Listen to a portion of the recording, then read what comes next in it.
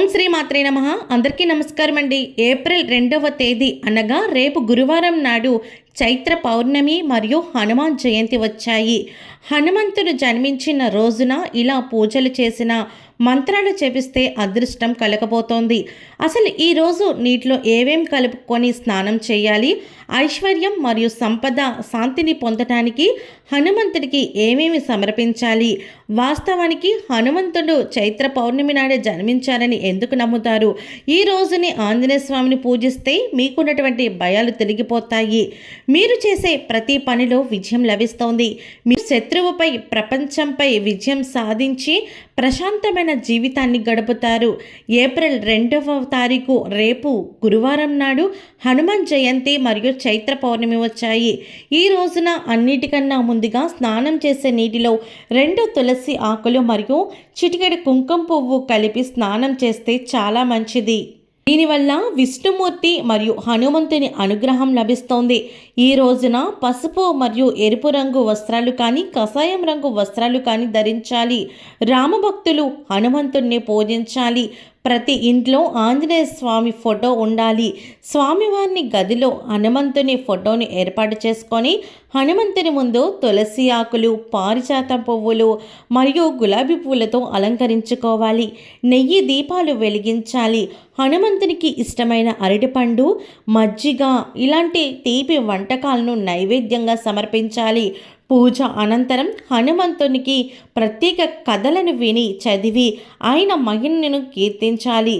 ఇది హనుమంతుని అనుగ్రహాన్ని త్వరగా అందించి కష్టాలు మరియు దుఃఖపు కన్నీళ్లకు తొలగిస్తుంది. ఈ రోజున ప్రతి ఒక్కరూ రామాయణం చదవడం, సుందరకాండ పఠించడం మరియు హనుమంతుని వివిధ మంత్రాలను జపించడం మర్చిపోకూడదు. అన్నిటికన్నా ముఖ్యంగా హనుమంతునికి ప్రత్యేక అనుగ్రహం కోసం హనుమాన్ చాలీసా పఠించాలి.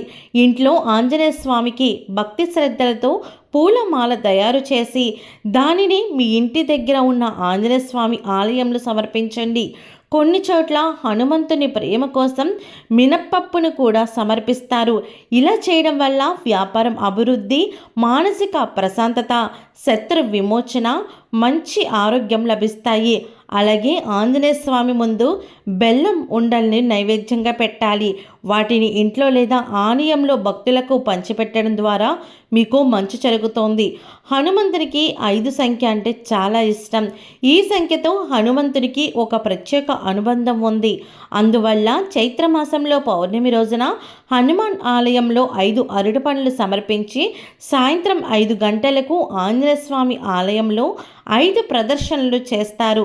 ఈ రోజున మీరు ఆలయానికి నువ్వుల నూనె సమర్పించి హనుమంతు నామాన్ని జపించి మూగ జంతువులకు సేవ చేసిన, రోగులకు సేవ చేసిన, వృద్ధులకు సేవ చేసిన అప్పుడు ఆంజనేయ స్వామి మిమ్మల్ని తప్పకుండా అనుగ్రహించి మీ కోరికలను తీరుస్తారు. చాలామంది సంవత్సరాల తరబడి పేదరికంలో ఉండిపోతారు. వారు ఏం చేసినా విజయం చేకూరదు. ఏదో ఒక సమస్యను ఎదుర్కొంటూనే ఉంటారు. ఈ హనుమాన్ జయంతి నుంచి హనుమాన్ చాలీసా పఠించడం ప్రారంభిస్తే మీరు త్వరలో పేదవారు కాకుండా స్వతంత్రులు అవుతారు, అదృష్టవంతులు అవుతారని కూడా చెబుతారు. శ్రీరాముని నామం చెప్పగానే హనుమంతుడు ప్రత్యక్షమవుతాడు. రాముని పూజ లేకుండా హనుమంతుడి పూజ సంపూర్ణం కాదు. కాబట్టి ఈ రోజున హనుమంతుని స్మరించుకోండి. ప్రేమ శక్తిని పొందడం మరచిపోవద్దు. మీ పట్టణంలో రామ మందిరానికి లేదా రామ దేవాలయానికి వెళ్ళి రాముని దర్శనం చేసుకోండి. వచ్చిన భక్తులకు స్వచ్ఛమైన నీటి శక్తికి అనుగుణంగా ప్రసాదాన్ని పంచిపెట్టండి. హనుమాన్ జయంతి రోజున శ్రీరామ్ అని జపిస్తూ ఆంజనేయ స్వామికి తులసి మాలను సమర్పించండి. దీనివల్ల మీ పని త్వరగా పూర్తవుతుంది, మీ కోరికలు నెరవేరుతాయి. ఒక ఆకుపై కుంకుమ లేదా సింధూరం ఉంచి ఓం హనుమతే నమః అని 108 సార్లు జపించండి. ఒక ఆకుపై లేదా సింధూరం ఉంచి ఓం హనుమతే నమః అని 108 సార్లు జపించండి. అలాగే మీరు హనుమంతుని యొక్క బొట్టుని ఇంటికి తెచ్చుకొని ఆ యొక్క సింధూరంతో దీనిని ప్రతిరోజు తిలకంగా ధరించండి. ఇలా ధరించడం వల్ల మీ పనిలో విజయం సాధించడానికి సహాయపడుతుంది. ధన సంపద మరియు జనం సమృద్ధిగా ఉండడం వల్ల మీరు అన్ని రంగాల్లో విజయం పొందుతారు. ఈ చైత్ర పౌర్ణమి హనుమాన్ జయంతి నాడు ఆంజనేయ స్వామి ఆలయానికి వెళ్ళి హనుమంతుని చుట్టూ 5 ప్రదర్శనలు చేయండి. 10 నిమిషాల పాటు ఆంజనేయ స్వామి ధ్యానించండి.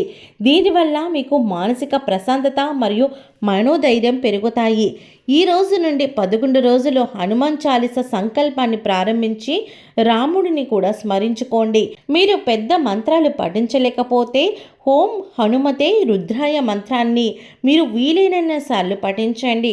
పౌర్ణమి తర్వాత వచ్చే రోజులు అన్ని కష్టాలను అధిగమించి అదృష్టాన్ని చూడటానికి హనుమంతుని అనుగ్రహం మీకు ఎల్లప్పుడూ తోడుగా ఉండాలి.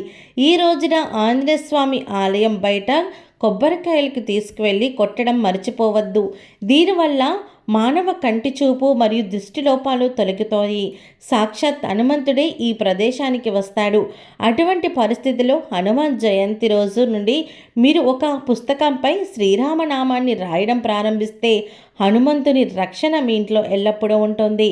చైత్ర పౌర్ణమి రోజు నుండి రామకోటిని ప్రారంభించండి. ఈ విధంగా మీ శత్రువులు కూడా మీకు లొంగిపోతారు. మీరు ఎలాంటి దుష్టశక్తి లేదా మాయను మ్రోయించినా అవి మమ్మల్ని తాకలేవు. హనుమాన్ జయంతి రోజున ఆలయంలో హనుమంతుని కొలువై ఉన్న ప్రదేశాన్ని మీ చేతులతో శుభ్రం చేస్తే మీరు కోరుకున్న పనిలో విజయం లభిస్తుంది. ఆరోగ్యం, దీర్ఘాయుషు మరియు పనిలో విజయం పొందుతారు. ఈ వీడియో మీకు నచ్చినట్లయితే ఒక్క లైక్ చేయండి. మీరు చేసే ఒక్క లైక్ మాకు ఎంతో సపోర్టివ్గా ఉంటుంది. అలాగే ఛానల్ సబ్స్క్రైబ్ చేసుకోవడం మర్చిపోకండి. అలాగే కామెంట్ సెక్షన్లో జై శ్రీరామ్ అని రాయండి.